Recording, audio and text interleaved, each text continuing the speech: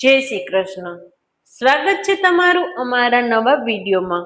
હવે આપણે શ્રીમદ ભગવદ્ ગીતામાં શ્રી કૃષ્ણ અર્જુન વચ્ચે થયેલ સંવાદમાં દેવાસુર સંપ દ્વિભાગ યોગ નામના 16મા અધ્યાયનું મહાત્મય અને ફળ વિશે સાંભળીશું.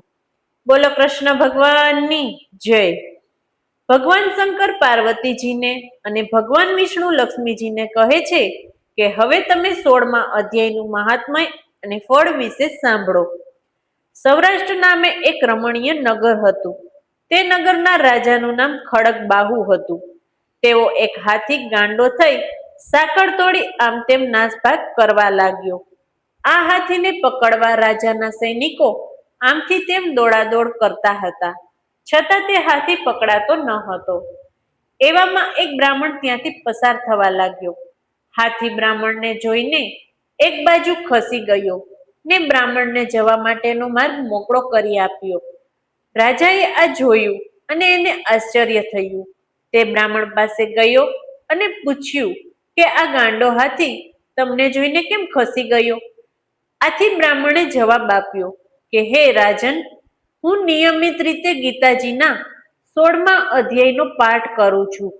તેના પ્રભાવ કરીને આ ગાંડા હાથીએ મને રસ્તો કરી આપ્યો. આ સાંભળતા રાજા પણ નિયમિત ગીતાજીના 16મા અધ્યાયનો પાઠ કરવા લાગ્યો. એક સમયે રાજા જંગલમાં શિકાર કરવા ગયો.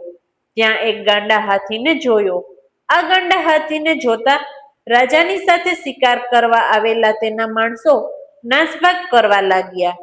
રાજાએ કંઈક વિચાર્યું ને તે ગીતાજીના 16મા અધ્યાયનો પાઠ કરતા કરતા હાથી પાસેથી પસાર થયો, છતાં હાથીએ કશું પણ કર્યું નહીં. આથી કરીને રાજાની શ્રદ્ધા અનેક ગણી વધી ગઈ. પછીથી રાજાએ શ્રદ્ધાપૂર્વક નિયમિતપણે ખંતથી દરરોજ ગીતાજીના 16મા અધ્યાયનો પાઠ કરવાનું ચાલુ રાખ્યું.